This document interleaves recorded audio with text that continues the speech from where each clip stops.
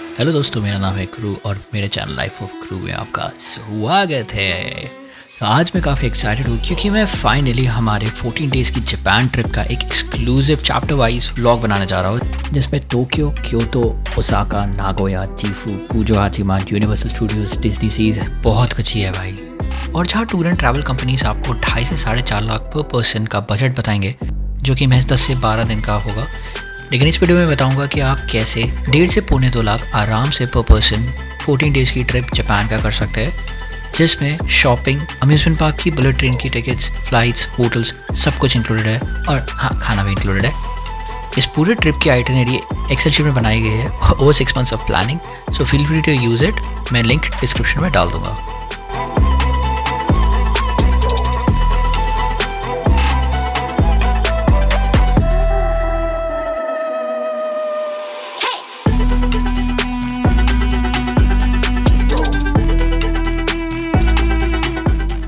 For arrival into Hong Kong, wind light and variable, temperature within about 30 degrees centigrade in the morning. Isabel will be showing his aircraft safety video shortly.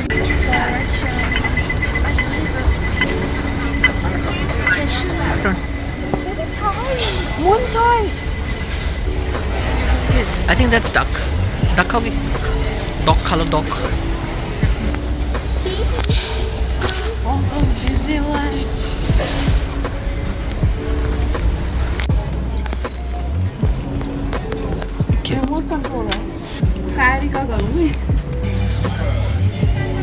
ऐसा क्यों? 139 का है। 139 हुआ तुम्हारा $30।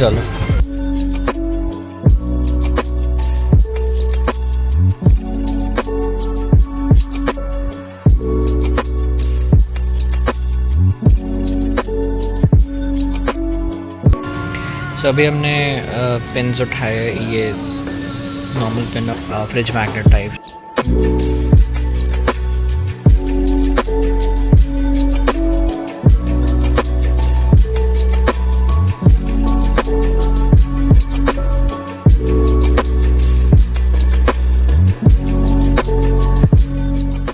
Few inches later. Japan की धरती में पहुंच गए। अरे लग ही नहीं रहा है जापान है भाई। सो हमारी ट्रिप की शुरुआत होती है ओसाका एयरपोर्ट में, एंड यहाँ हमने सबसे पहले सिम, वायरलेस हॉटस्पॉट और सिटी कैसे पहुँचे उसका बंदोबस्त किया। कैश के लिए मैं सजेस्ट करूँगा कि 7-Eleven का ATM है तो ज़्यादा बेटर होगा, क्योंकि एयरपोर्ट में आपको थोड़े बहुत एक्स्ट्रा चार्जेस पे करने पड़ सकते हैं compare to 7-Eleven ATMs। Also I would suggest कि टैक्सी एयरपोर्ट से तो बिल्कुल भी मत लेना। आई नो आपके पास काफ़ी सामान होगा, लेकिन आपको 1/3 प्राइस में लिमोजिन बस मिल जाएगी, जो कि एयरपोर्ट से ही चलती है, और कोबे के या ओसाका के पार्ट में आप पहुंच सकते हैं आराम से। एयरपोर्ट में आपको इन्फॉर्मेशन सेंटर मिलेगा, जहाँ पे आपको इंग्लिश स्पीकिंग स्टाफ मिल जाएंगे। डरिए नहीं, यहाँ तक तो थोड़ा बहुत इंग्लिश स्पीकर्स मिल जाएंगे, लेकिन अगर सामने वाला जापानीज बोलना चालू कर दे तो आप प्लीज़ अपने पास ट्रांसलेटर हैंडी रखिएगा।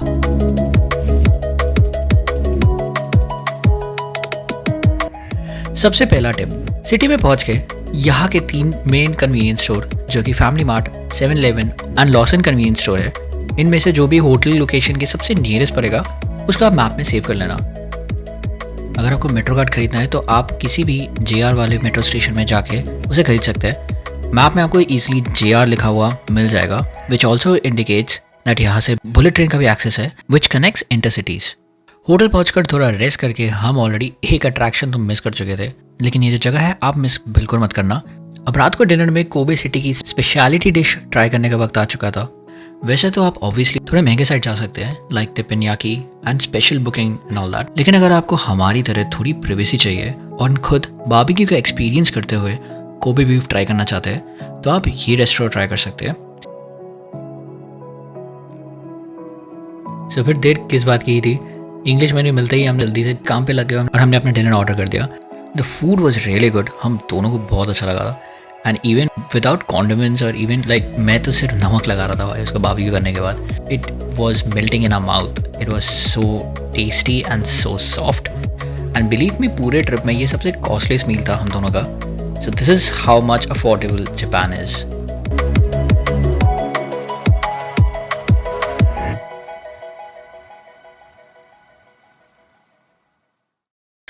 अगले दिन सुबह बहुत ही पौष्टिक और संतुलित आहार लेने के बाद हम निकल जाते हैं यूनिवर्सल स्टूडियोज़ की ओर, जो कि मेरे लिए इस ट्रिप का सबसे एडवेंचरस और मच अवेटेड डे था। क्योंकि देखो दोस्तों, जापान के सारे अम्यूजमेंट पार्क्स एक तरफ और यूनिवर्सल स्टूडियोज़ की मस्ती, उसका वाइब, उसके राइड्स भाई, वो सब एक तरफ। अराउंड 8:30 हम यूनिवर्सल स्टूडियोज़ पहुंच चुके थे, लेकिन वहाँ पे भी थोड़ी बहुत भीड़ थी, बट एंटर करने से पहले हमें थोड़ा 20 से 25 मिनट वेट करना पड़ा था। हमने यूनिवर्सल स्टूडियोज़ में स्टैंडर्ड टिकट्स लिए थे। अगर आपका बजट अलाउ करता है एक्सप्रेस ले सकते हैं, बिकॉज हमें ऑलमोस्ट 10 बजे के बाद ज़्यादातर राइड्स में 2 घंटे का वेट टाइम मिल रहा था। इवन मारियो कार्ट के लिए हमें ऑलमोस्ट 2.25 घंटे वेट करना पड़ा। अब जैसे ही अंदर एंटर करेंगे, आपको उससे पहले यूनिवर्सल स्टूडियोज़ जापान का ऑफिशियल ऐप डाउनलोड करके रखना पड़ेगा, क्योंकि आपके जो टिकट्स है वो स्कैन होके उसी में रजिस्टर होंगे। So make sure that is registered on that app. और ये ऐप इसलिए भी काफ़ी हैंडी रहने वाला है क्योंकि आपको इसमें पूरे यूनिवर्सल स्टूडियोज़ का मैप तो रहेगा ही, उसके साथ साथ आपको रियल टाइम वेटिंग क्यूज भी दिखाता रहेगा, so that you would know कि आपको किस राइड को प्रायोरिटाइज करना है। सो हम भी टाइम को प्रायोरिटाइज करते हुए निंटेंडो वर्ल्ड में टाइम स्लॉट बुक करके निकल जाते हैं हॉगवर्ट्स वर्ल्ड की तरफ।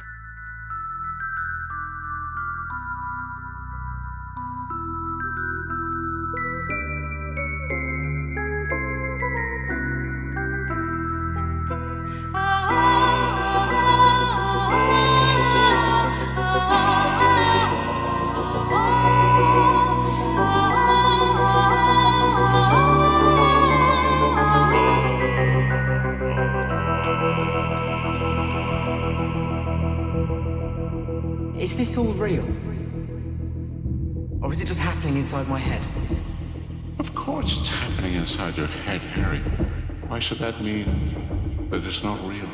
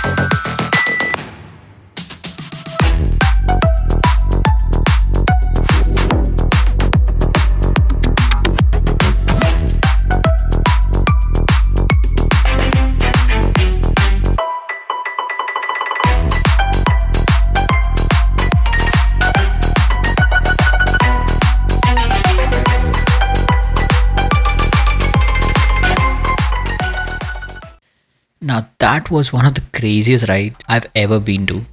And thankfully I was able to capture the video, though real में ये एक्सपीरियंस आपको ना 10 times बेटर लगने वाली है। एंड हमें सिर्फ 10 मिनट का क्यू मिला था, जो कि बहुत अमेजिंग था, क्योंकि आगे जाके ना ये क्यूज़ ऑलमोस्ट 1.5-2 घंटे का हो जाता है। Eventually. सो अगर बचपन में आपने 8-bit गेम्स में सुपर मारियो नहीं खेला तो सॉरी, लानत है आपके इस बचपन पे।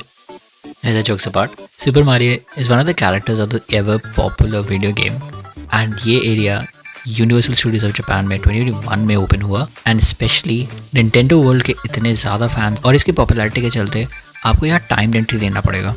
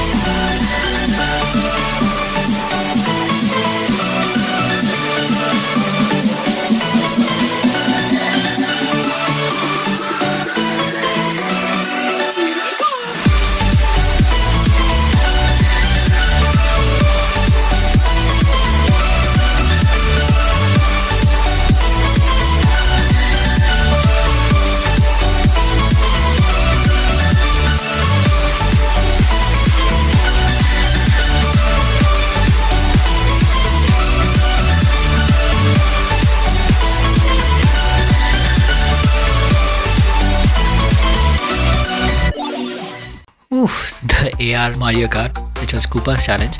It was fun क्योंकि ये one of a kind था. So it was fun. It was worth waiting the 2 hours, I would say. Nintendo World में वैसे तो सिर्फ एक ही कैफ़े और 3 स्नैक पॉइंट्स है, तो हम बाहर निकल के और दूसरे सारे ऑप्शंस देखने ही लग रहे थे कि हमें ये कैफ़े मिला.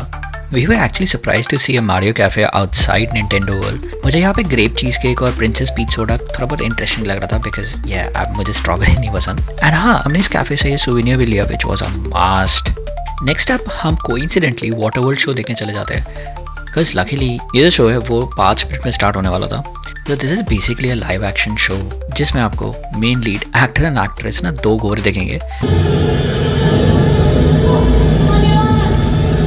एंड विलेंस हमारे सारे बेचारे जापानीज ही थे.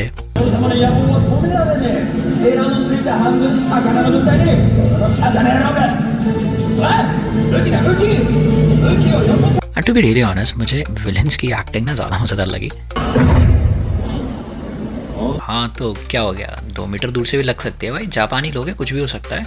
ये 20 मिनट का शो उन लोगों के लिए है जिन्हें थोड़ा वेस्टर्न एक्शन मूवी स्टंट्स अपने सामने देखना पसंद है.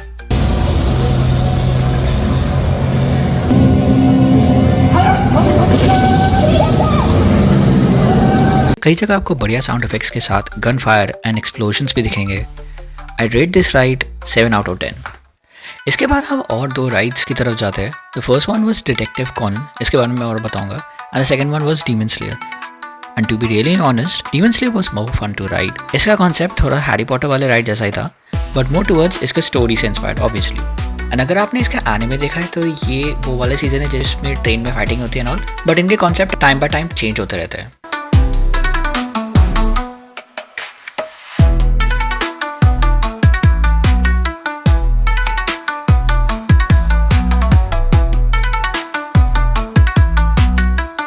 नेक्स्ट मैं डिटेक्टिव कॉनन जो ये शो था उसके लिए मैं यही बोलना चाहूँगा, अगर आपके साथ कोई 10-12 साल से कम का कोई बच्चा है, या तो अगर आपको जापानीज आनी चाहिए, या अगर आपने बचपन में गलती से एनिमे देखा है तो ही ये शो देखने आइए क्योंकि कुछ सेंस नहीं बनाएगा जापानीज में, आपको कुछ समझ नहीं आएगा और आपको काफ़ी बोरिंग लगेगा. क्यूज़ देख के मुझे ऐसा लग रहा था कि काफ़ी हाइप्ड अप कुछ अच्छा होगा, लाइक 3D 4D कुछ ऐसा होगा, बट ऐसा कुछ भी नहीं था. इससे बेटर अगर आप यूनिवर्सल स्टूडियोज से सबसे थ्रिलिंग रोलर कोस्टर एक्सपीरियंस लेना चाहते हो तो ये राइड ना आपके शीर दिल को ज़रूर चैलेंज करता है. इस राइड का नाम है द फ्लाइंग डायनासोर. और द बेस्ट पार्ट इस रोलर कोस्टर की ये है, ये सामने की तरफ फेस ना करके आपको एकदम लटा देता है, आपको लटका देता है भाई, डायनासोर बना देता है. जब ये रोलर कोस्टर ड्रॉप लेता है इट मेक्स यू फील कि आप ज़मीन से टकराने वाले हो अगले ही पल. And on top of that ये सब जब हो रहा होता है, आप 100 किलोमीटर पर आवर की स्पीड से राइड कर रहे होते हो तो एड्रेनलिन रश एक अलग ही लेवल पे होता है.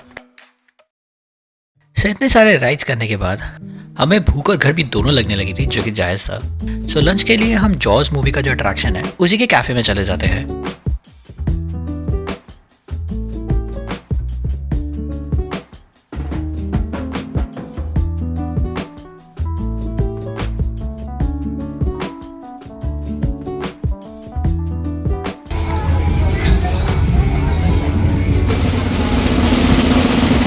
कैसा है?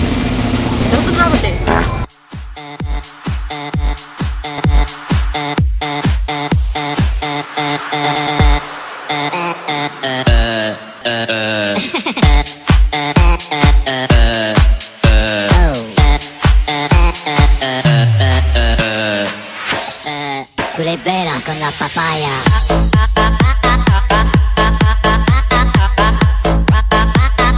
No digáis nada, no os entendería.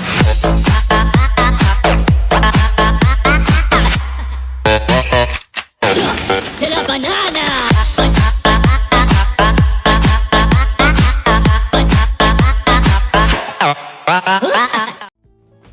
सो चलिए दोस्तों, जापान सीरीज़ का एक और वीडियो का पार्ट यही शेष करता हूँ. आपको ट्रिप से रिलेटेड कोई भी क्वेश्चंस, कन्फ्यूजन या क्वेरी हो तो comment section is always open. मैं पूरी कोशिश करूँगा कि आपके सवालों का जवाब जितना भी यार एक्सपीरियंस में दे पाऊँ. So until we meet again only on life of crew.